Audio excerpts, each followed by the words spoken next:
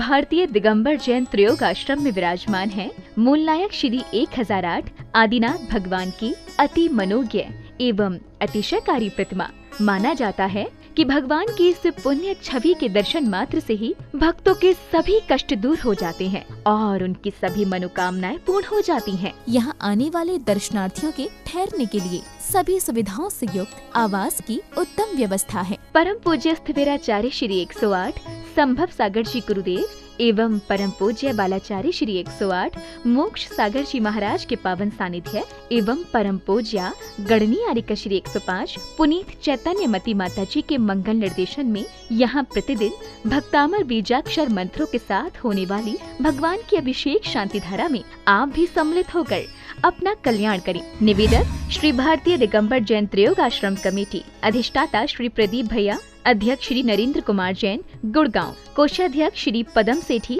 ठाणे मुंबई।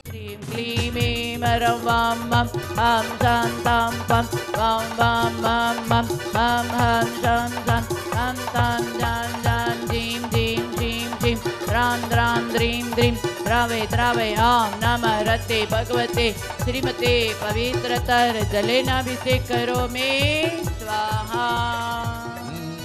ओम नमः रते भगवते श्रीमते श्री आदिनाथ तीर्थंकराय पद्मपुरुपाशनाथ महाविष्णु चतुर्थ संघ दिनेन्द्राय नमो नमः।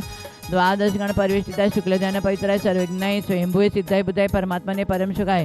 त्रैलोकमयी व्याप्तानंत संसार चक्र परिमर्दनाय अनंत दर्शनाय अनंत वीर्य अनंत सुखाय सिद्धाय बुद्धाय त्रैलोकंशकराय सत्य ज्ञाने सत्य ब्रह्मणे धर्म फणामंडल मंडिता ऋषियारिका श्रावक श्राविका प्रमुख चतुसंगोष विनाशनाय घाति कर्म नाशनाय अघाति कर्म नाशनाय अपायम अस्माकं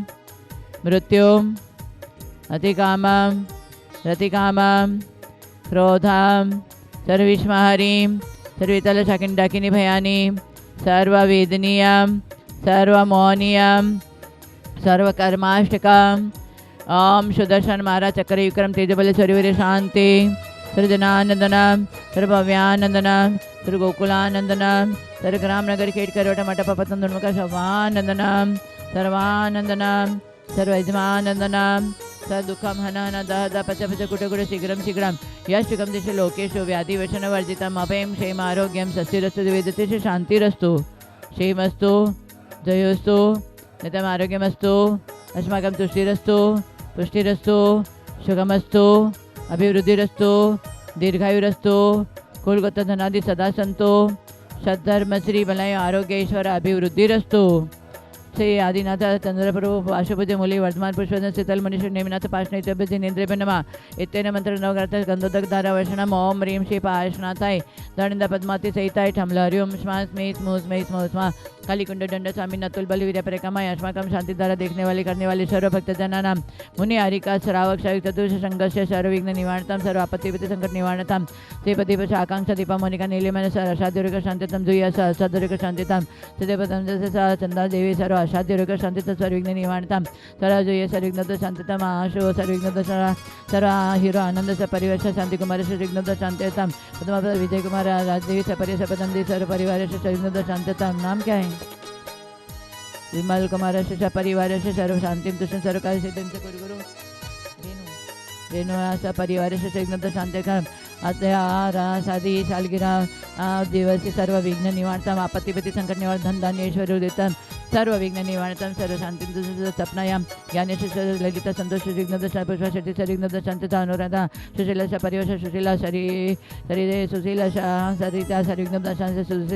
सुशीला संगीता सर्विघ्न शांतितम सर्व दिलीप सरिता सर्विघ्न शांतितम सर्विघ्न निवारणतम जितु राजेंद्र शश परिवार विघ्न मम त्रियोगाश्रम स्थाने संभव सागर पूर्णतया आरोग्य प्राप्तम समाधि साधन वृत्तम मम सर्वविघ्न शांतितम सर्व कार्य सिद्धितम अस्माकं सर्वशेखानं सर्व शांतिं तुष्टिं सरकार सिद्धं साकिन्यादि भयोपशमनं गुरु गुरु आत्मविद्यां रक्ष रक्ष परविद्यां छिन्न छिन्न भिन्न भिन्न रूं फट्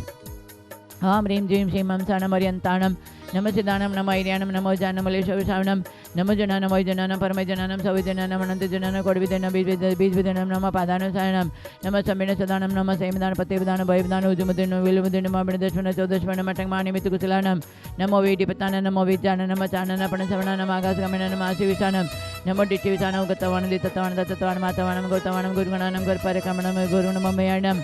नमो आमो से पतानम खेलो से पतान जलो से पता वेठो से पतान सव से पतान नमन बलिन वसी बलिन नम काय बलिन नो खीर सविन सफी सविन मोर सविन ममिड सविनम नमो अक्षीण मानसान वडमान ससिद्धतन नमो भयवदो महदी महावीर वडमान बुद्धि ऋषिणम ह्राम ह्रीं ह्रूं ह्रौं ह्रा अस्य उषा प्रतिचक्रे फट् चक्राय ध्रौं ध्रौं नमः स्वास्माकं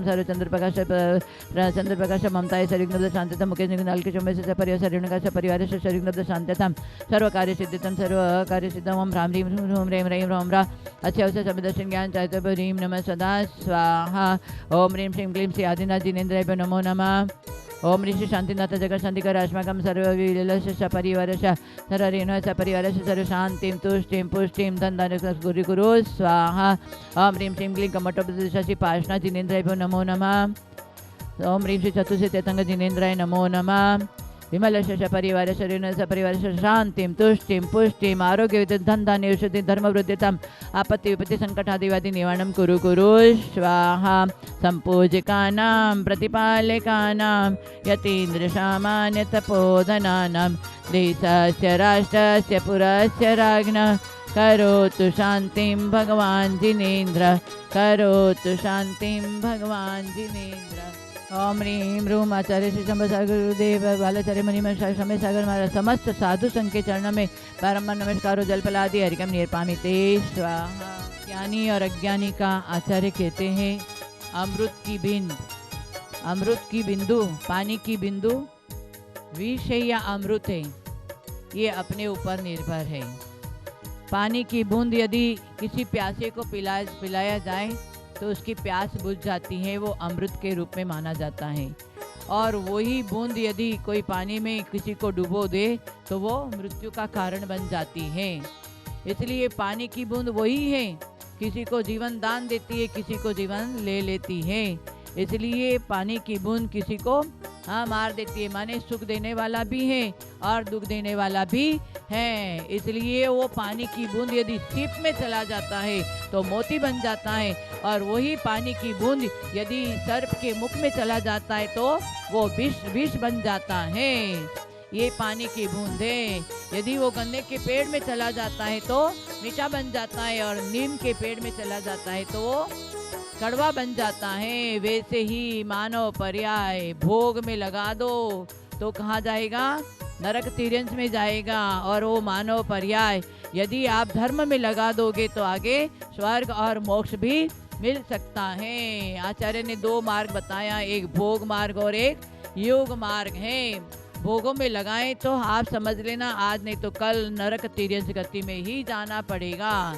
यदि योग में लगा दिया तो समझ लेना आज नहीं तो कल आप स्वर्ग और अपवर्ग माने मोक्ष की मुक्ति भी प्राप्त कर सकता है। मानव पर्याय ऐसा मिला। इसलिए आचार्य कहते हैं गुटली आम का आम गुटली का दाम। हाँ, कोई व्यक्ति अज्ञानी व्यक्ति आम खा करके गुटली को फेंक देता है, पर वही किसान यदि आम खा लेता है तो भूमि में बो देता है और उसको अच्छे फिर फसल मिल जाती है। वैसे आज हमारे अज्ञानी जी जैन धर्म मिला माने आम मिला,